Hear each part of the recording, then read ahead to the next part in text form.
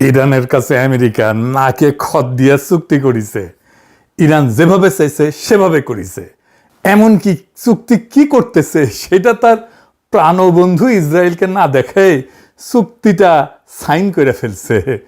Israel চেতিছে। ইসরায়েলের সাথে আমেরিকার সুখের সংসারে লাগিছে আগুন। এডিটর সাহেব, করুণ সুর হবে নাকি চাকভুম হবে বুঝবার পারিছি না। কোনটা দিমো? চাকভুম দেবো? আজাদ দেয় না। $300 বিলিয়ন ক্ষতিপূরণ দিল ইরানকে আমেরিকা। অনেক তালেবর কইছিল ইরান হাইরা যাবে, ইরানের এই রেজিম টিকবে না। আমি বইলা গেছি বারে বারে ইরান হারবে না। আমি শুধু বইলাই যাই নাই, দেখাই দিছি কেন ইরানকে হারাইতে পারবে না আমেরিকা আর ইসরায়েল। বাংলাদেশে একটা প্রবাদ আছে, কাঙালের কথা বাজি হইলে ফলে। পিনাকি কাঙালের কথা বাসি হয়ে ফললো। আমি এই জন্যে ইমাম খামিনিকে মেরে ফেলার পর বাংলাদেশের পররাষ্ট্র মন্ত্রণালয়ের বিবৃতি নিয়ে রজার খলিলের ধুইছিলাম, উনারে তুলাধনা করছিলাম। এডিটর সাহেব তুলাধনার সাউন্ড দেন। উনার জ্ঞান নাকি সুয়ায় পড়ে আন্তর্জাতিক রাজনীতি নিয়ে, ভূ রাজনীতি নিয়ে, জিও পলিটিক্স নিয়ে, পররাষ্ট্র বিষয়ে। কইছিলাম এটা ইরান মনে রাখবে, কইছিলাম আমেরিকা হারবে আর দুনিয়ার পাওয়ারের ব্যালেন্স বদলায় যাবে। হইল এখন ইরান সামরিকভাবে দুর্বল ছিল, অনেক দুর্বল আমেরিকা আর ইসরায়েলের সম্মিলিত শক্তির কাছে। তাও এই অবিশ্বাস্য বিজয় কেমনে হইল এটা আমরা আজকে বুঝে দেখব। আর আমাদের জন্য এটাতে কি শিক্ষা আছে সেটাও আপনারা বুঝতে পারবেন। 2026-এর 6 মার্চ, বেশি দিন আগের কথা না, কয়েক মাস আগে, ট্রুথ সোশ্যালে ক্যাপিটাল লেটারে একটা পোস্ট দিল টেরাম মামু। 3টা শব্দ, আনকন্ডিশনাল সারেন্ডার, নিঃশর্ত আত্মসমর্পণ। এর কম কিছু না। ট্রাম্প বলল ইরানের সাথে কোনো ডিল হবে না যতক্ষণ পর্যন্ত না সম্পূর্ণভাবে তারা আত্মসমর্পণ করছে। শুধু তাই না, আরো কইছিল আত্মসমর্পণের পর একজন গ্রেট এবং গ্রহণযোগ্য নেতা, অ্যাকসেপ্টেবল নেতা কইছিল, এটা বেছে নেওয়া হবে। মানে কি? মানে ইরানের পরবর্তী সর্বোচ্চ নেতা কে হবে সেটাও ঠিক করবে ট্রাম্প নিজে, ওয়াশিংটন। ট্রাম্প বলছিল তাকে নতুন নেতা নির্বাচনের সময় তার সে থাকতে হবে। আর আজ 18 জুন চুক্তি সই হয়ে গেছে। ট্রাম্প নিজে চুক্তি সই করছে। কোথায় সই করছে জানেন? আল্লাহর কি কাম, ভার্সাই প্রাসাদে, এই ফ্রান্সে এসে, আমার কিছু দূর দূরেই।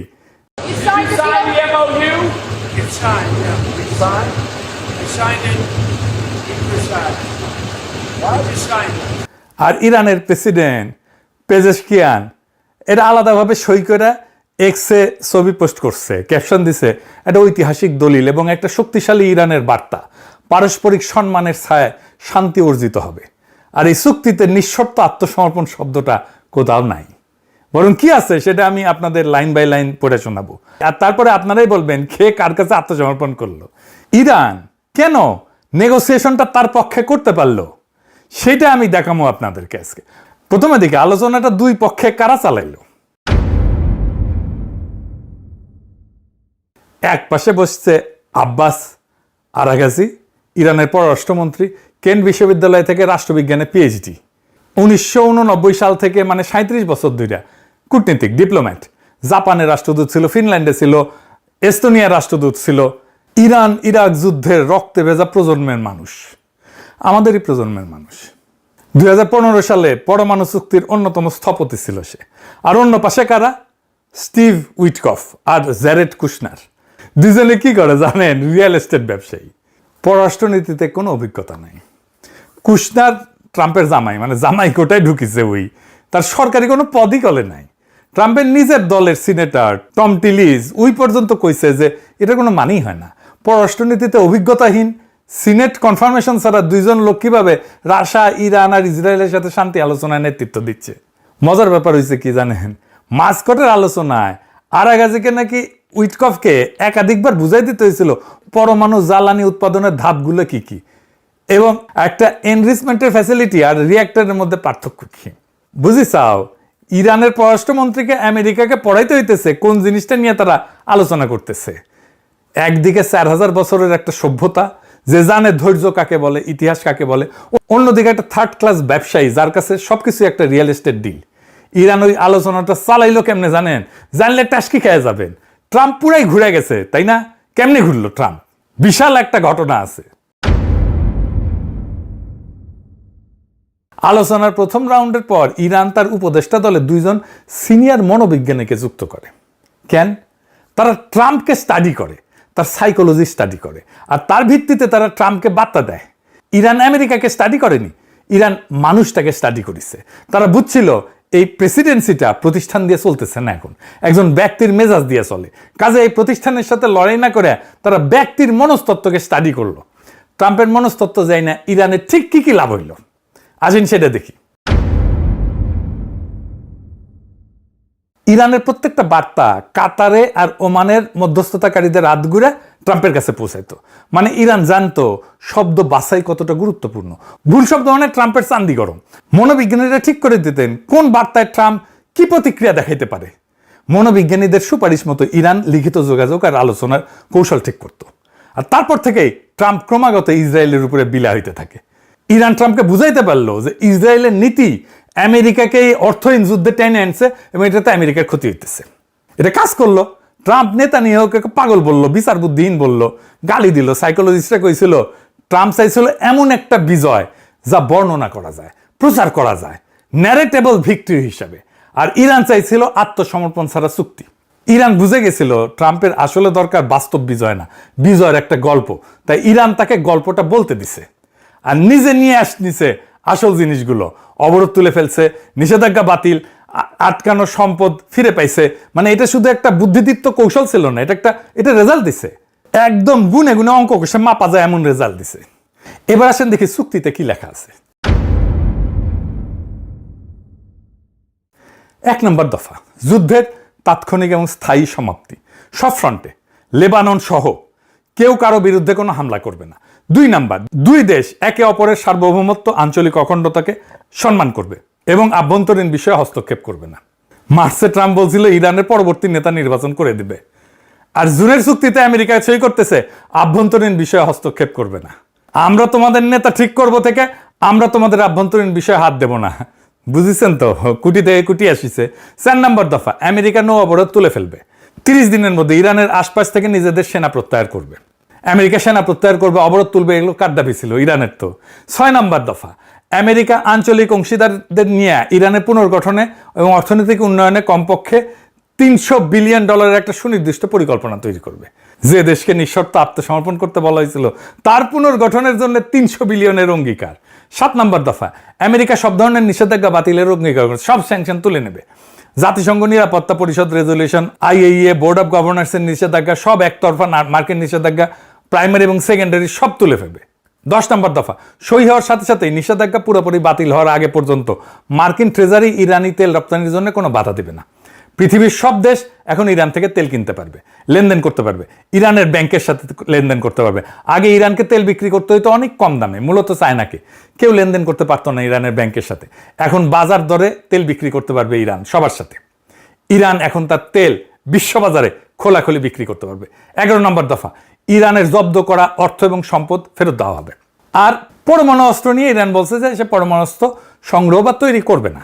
এখানে কিন্তু ইরান কোনো ছাড় দেয়নি। এই অঙ্গীকার তারা গত 50 বছর ধরে করে আসতেছে, এটা তাদের প্রতিশ্রুতি। মিসাইল প্রোগ্রাম নিয়ে একটা শব্দও নাই। মিসাইল প্রোগ্রাম ধ্বংস করার এজেন্ডা ছিল ইসরায়েলের। তাহলে কে জিতলো? ইরান। যদিও ইরানকে এই যুদ্ধে ভয়ঙ্কর মূল্য দিতে হয়েছে। সর্বোচ্চ নেতা আয়াতুল্লাহ খামেনি যুদ্ধের প্রথম দিনে নিহত হয়েছেন, নিজের ভূখণ্ডে আক্রমণ হয়েছে, কৌশলগত সম্পদের ক্ষতি হয়েছে, এই সব কিছু হয়েছে, কিন্তু শেষ পর্যন্ত বিজয়ের হাসি আসলো ইরান। ইরান নিখুঁত নিরঙ্কুশ বিজয় পায়নি, এটা সত্য, কিন্তু ইরান হারেনি। হারা মানে আত্মসমর্পণ, হারা মানে নিজের সার্বভৌমত্ব বিসর্জন। এই চুক্তির 14টা দফার একটাতেও সে আত্মসমর্পণ নাই। ইরান শুধু এই চুক্তিতে যেতে নাই, আরো অনেক জায়গায় জিতেছে। কোথায় কোথায় জিতেছে? ইরান যুদ্ধবিদ্যায় নতুন টার্মিনোলজি আনছে এবং সেটা সফল প্রয়োগ করছে। অ্যাসিমেট্রি বলে, মানে শক্তিতে দুর্বল হওয়াটাই তার শক্তিমত্তা। তার কয়েক হাজার ডলারের শাহেদ ড্রোন ঠেকাইতে শত্রুর মিলিয়ন মিলিয়ন ডলারের ইন্টারসেপ্টর ছুটতে হয়। সে যুদ্ধটাকে শত্রুর জন্য বিশাল অপজয়ের যুদ্ধ বানাই দিয়েছিল। এটাকে কয় ওয়ার অফ অ্যাট্রিশন। ইরান শিখছিল 2024 আর 2025 সংঘাত থেকে। এবার তারা কৌশল বদলালো, কম কিন্তু নিখুঁত আঘাত দীর্ঘ সময় ধরে। ইরানের মিসাইল ছোড়ার ধরন ছিল ডিসপারশন, মানে দিনের বিভিন্ন সময়ে বিভিন্ন এলাকায় ছড়ায় ছড়ায় সে মিসাইল মারত। উদ্দেশ্য সর্বোচ্চ ধ্বংস না, বরং শত্রুকে ক্লান্ত করে দেওয়া। আরেকটা কৌশল নিয়েছিল, সেটা ছিল মিত্রতাকে দায় বানানো। ইরান আরব দেশগুলোকে বুঝাই দিল যে আমেরিকার পক্ষ নেওয়াটা নিরাপত্তা দেয় না, বরং নিরাপত্তাহীনতা দেয়। উপসাগরীয় কোনো দেশ রেহাই পায়নি। আরব আমিরাত বলেন, কুয়েত বলেন, বাহরাইন বলেন, সবাই আঘাত খেয়েছে ইরানের কাছে, কারণ তাদের মাটিতে মার্কিন ঘাঁটি আছে। যুদ্ধবিদ্যায় ইরানের একটা নতুন ধারণা আনলো, আর একটা নতুন ধারণা আনলো, কি সেটা? Mosaic defence. সেটা কি? মোজাইক ডিফেন্সের মূল কথা হচ্ছে যে বিকেন্দ্রীভূত কমান্ড। ইরানকে আলাদা আলাদা প্রাদেশিক কমান্ডে ভাগ করা, প্রত্যেকটা স্বাধীনভাবে কাজ করতে সক্ষম, আগে থেকে অ্যাপ্রুভাল দেওয়া আছে। উদ্দেশ্য কি? শত্রু যদি কেন্দ্রটাকে ধ্বংসও করে ফেলে, সর্বোচ্চ নেতাকে যদি মেরেও ফেলে, তাও যুদ্ধের যে যন্ত্র, যুদ্ধের যে মেশিনারি, সেটা চলতে থাকবে। আর ঠিক এটাই ঘটছে। খামেনি প্রথম দিন নিহত হইলেন। আমেরিকা ইসরায়েল ভাবছিল মাথা কাটলে শরীর পড়ে যাবে, কিন্তু মাথা কাটা গেল, কিন্তু শরীর চলতেই থাকলো। আর সবচেয়ে বড় চমকপ্রদ ব্যাপার ছিল চতুর্থ উত্তরসূরির একটা ধারণা, মডেল। এই ব্যবস্থায় প্রত্যেকটা গুরুত্বপূর্ণ নেতৃত্বের পদের জন্য একাধিক নামধারী উত্তরসূরি ঠিক করা থাকে, প্রত্যেকটার জন্য 3 ধাপ নিজে পর্যন্ত। মানে একজন কমান্ডার নিহত হলে সাথে সাথে পরের জন দায়িত্ব নেবে, কোনো শূন্যতা ছাড়াই। আরাগাজি 1 মার্চ নিজেই বলছিলেন, মোজাইক ডিফেন্স 2 দশক ধরে মার্কিন হস্তক্ষেপ থেকে শেখা। এটাই ইরানকে সিদ্ধান্ত নিতে দেবে কখন যুদ্ধ শেষ হবে। বুঝিসাও? মানে বলছে, ওরাই বলছে, আমরা ঠিক করবো কখন যুদ্ধ শেষ হবে। এটাই ছিল তাদের আসল অস্ত্র। আর কস্ট অ্যাসিমেট্রি তো আছে, সস্তা ড্রোন দিয়া দামি প্রতিরক্ষাকে ফোকলা করিয়া দিছে একেবারে। ইসরায়েল কি বলিছে এই চুক্তি দেখা? আমেরিকার ইসরায়েলের বাইরাবাড়ি শুরু হয়ে গেছে। এটা সাউন্ড দেন, বাইরাবাড়ি সাউন্ড দেন। ইসরায়েল তো মহাবিলা। নেতানিয়াহু নিজের সাবেক জাতীয় নিরাপত্তা উপদেষ্টা ইয়াকব আমিদ্রর, সে কইছে যে এটা একটা বাজে চুক্তি। আমেরিকানরা নগদ অর্থ দেইলা বড় জোর একটা কাগজ পেয়েছে, কইছে ইচ্ছাপত্র, অভিপ্রায়পত্র। টাইমস অফ ইসরায়েলের সম্পাদক এটা বলছে বিপর্যয়কর আত্মসমর্পণ। আর সাবেক উপনিরাপত্তা উপদেষ্টা চাক ফ্রিলিক বলছে যে ইরান আরো শক্তিশালী হইয়া বেড়াইছে। আত্মসমর্পণ যেই শব্দ মারছে, ট্রাম্প ইরানকে হুমকি দিছিল জুনে, সেই শব্দ দিয়া ইসরায়েলেরা নিজেদের অবস্থা বর্ণনা করতেছে। আর ইসরায়েলের ক্ষোভের জবাবে আমেরিকা কি করলো? পিঠ চাপড়ে সান্ত্বনা দিল না ধমক দিছে। 18 জুন হোয়াইট হাউসে ব্রিফিংয়ে ভাইস প্রেসিডেন্ট জেডি ভ্যান্স ইসরায়েলকে বলছে, একটা সলিড বাম্বু দিছে, বলছে যে আমি ইসরায়েলের মন্ত্রিসভায় থাকলে গোটা দুনিয়ায় আমরা একমাত্র শক্তিশালী মিত্রকে আক্রমণ করতাম না। আমেরিকার ভাইস প্রেসিডেন্ট ইসরায়েলকে মনে করাই দিচ্ছে, তোমার একমাত্র বড় মিত্র আমরা, আর তোমরা বাকি দুনিয়াকে চটায় ফেলছো। ট্রাম্পই তার ভাষায় এই মুহূর্তে দুনিয়ার একমাত্র রাষ্ট্রপ্রধান যে ইসরায়েলের প্রতি সহানুভূতিশীল। আর সবচেয়ে কড়া খোঁচাটা ভ্যান্স মনে করাই দিচ্ছে, ইসরায়েলের প্রতিরক্ষা অস্ত্রের 2/3 আমেরিকার হাতে তৈরি, আমেরিকান করদাতার পয়সায় কেনা। এইটা একটা প্রচ্ছন্ন হুমকি। চুক্তি ভাঙলে এই অস্ত্রের যোগান বন্ধ হইতে পারে। ইরানকে নিঃশর্ত আত্মসমর্পণ যে করাইতে চাইছিল, সেই আমেরিকায় এখন তার নিজের ঘনিষ্ঠতম মিত্রকে প্রকাশ্যে ধমকাইতেছে ইরানের সাথে করা চুক্তি রক্ষা করার জন্য। ডিভোর্সটা আর গোপন নাই, টিভি ক্যামেরার সামনে। আমেরিকা আর ইসরায়েলের প্রণয়ের ফলে জন্ম নিছিল ইন্ডিয়া, এ তো এতিম হইয়া গেল। এইবার হবে এটা সানায়ের করুণ সুর। কিন্তু এর মধ্যে দিয়া কি তৈরি হইলো? একটা নতুন মধ্যপ্রাচ্য। ভারসাম্য বদলে গেল, সম্পর্ক বদলে গেল একটি পলকে। কি সেটা? দুবাই কিন্তু শেষ। ইরানের উপরে আমেরিকার কড়া নিষেধাজ্ঞার কারণে ইরান আন্তর্জাতিক ব্যাংকিং ব্যবস্থা থেকে বিচ্ছিন্ন ছিল। সেই জন্যে ইরানি ব্যাংকগুলো কোনো লেনদেন করতে পারতো না। মানে ইরানের সরাসরি ডলারে আন্তর্জাতিক বাণিজ্য করতে পারতো না। তেল বেচে টাকা আনা বা বিদেশ থেকে পণ্য কেনার বিল মেটানো কোনোটাই সরাসরি সম্ভব ছিল না। তাহলে ইরান কি করত? সে দুবাইকে ব্যবহার করত মধ্যবর্তী আর্থিক চ্যানেল হিসাবে। হাজার হাজার ইরানি ব্যবসায়ী দুবাইয়ে কোম্পানি এবং ব্যাংক অ্যাকাউন্ট খুলে রাখত। দুবাই ভিত্তিক কোম্পানি এবং মানি এক্সচেঞ্জ দিয়া ইরান তার লেনদেন ঘুরায় ঘুরায় করত। ইরানি তেলের টাকা সরাসরি তেহরানে আসতো না, আসতো দুবাইয়ের একটা কোম্পানির অ্যাকাউন্টে। তারপর সেখান থেকে পণ্য বা অন্য রুটে ইরানে পৌঁছাইতো। ইরানের এই টাকা তো আর দুবাই আসবে না, তার মানে দুবাইয়ের অর্থনীতি ছোট হয়ে যাবে। কাতারের গুরুত্বও কমবে। কেন? কাতার ছিল কূটনৈতিক মধ্যস্থতাকারী ইরান আর আমেরিকার। কাতার একই সাথে দুই পক্ষের বন্ধু। একদিকে কাতারের আল উদেইদ বিমান ঘাঁটি আছে আমেরিকায়, সবচেয়ে বড় বিমান ঘাঁটি এইটা মধ্যপ্রাচ্যে, মানে ওয়াশিংটনের ঘনিষ্ঠ মিত্র। অন্যদিকে কাতার ইরানের সাথেও সুসম্পর্ক রাখে, কারণ দুই দেশ বিশ্বের বৃহত্তম প্রাকৃতিক গ্যাস ক্ষেত্র সাউথ পার্স আর নর্থ ডোম ভাগাভাগি করে, যা পারস্য উপসাগরে আছে এটা তাদের যৌথ সম্পদ। এই কারণে কাতার ইরানের সাথে শত্রুতা করতে পারে না, ইরানও কাতারের সাথে শত্রুতা করে না। এই দ্বৈত বন্ধুত্বই কাতারকে আদর্শ একটা মধ্যস্থতাকারী বানাইছে। আমেরিকা ইরান যেহেতু 1980 সাল থেকে সরাসরি কূটনৈতিক সম্পর্ক রাখে না, তাই তাদের একটা বিশ্বস্ত তৃতীয় পক্ষ দরকার যে দুই তরফেই বার্তা পৌঁছে দিতে পারে। কাতার এবং ওমান ঐতিহাসিকভাবে এই কাজটা করে আসছে। যুদ্ধবন্দী বিনিময় বলেন, জিম্মি মুক্তি বলেন, পরমাণু আলোচনা বলেন, এমনকি গাজা যুদ্ধবিরতিতেও কাতার মধ্যস্থতা করছে। এভাবেই কাতার আঞ্চলিক কূটনীতিতে নিজের গুরুত্ব এবং প্রভাব ধরে রাখত। এই চুক্তির পর সেই ভূমিকা বদলাই গেছে। এবারে চূড়ান্ত মধ্যস্থতায় বড় ভূমিকা নিছে পাকিস্তান। এটার নামই তো ইসলামাবাদ মেমোরান্ডাম। পাকিস্তানকে ধন্যবাদ দেয় ইরানের রাস্তায় রাস্তায় মিছিল করছে ইরানিরা।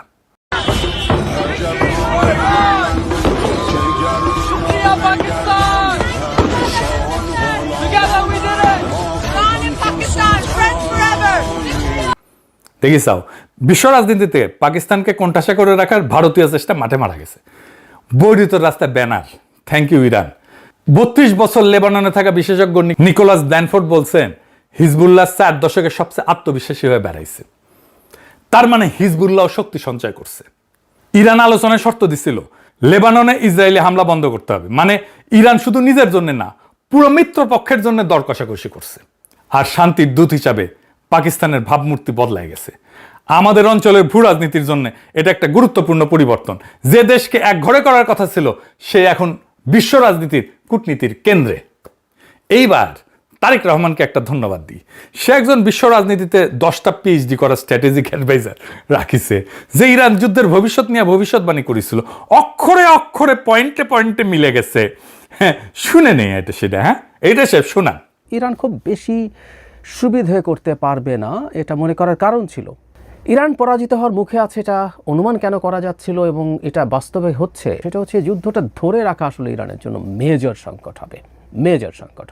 কিন্তু ইরান এই চাপটা মোটামুটি নিশ্চিত যে ধরে রাখতে পারছে না। তাহলে ইরান কি সাস্টেইন করতে পারবে?